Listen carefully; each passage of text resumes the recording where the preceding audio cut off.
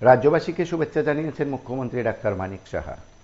ইংরেজি নববর্ষ 2025-এর আন্তরিক শুভকামনাও জানিয়েছেন মুখ্যমন্ত্রী। আমরা একবার শুনবো মুখ্যমন্ত্রী তার বার্তায়, ভিডিও বার্তায় কি বলেছেন। সবাইকে নমস্কার। ইংরেজি নববর্ষ 2025 উপলক্ষে আমি সকল রাজ্যবাসীকে আন্তরিক শুভেচ্ছা ও অভিনন্দন জানাচ্ছি।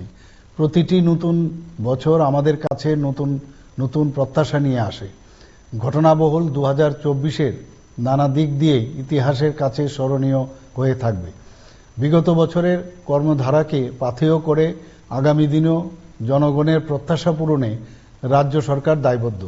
মাননীয় প্রধানমন্ত্রীর দিক নির্দেশনায় রাজ্যের সার্বিক উন্নয়নের পথে আমরা আরও এগিয়ে যেতে চাই।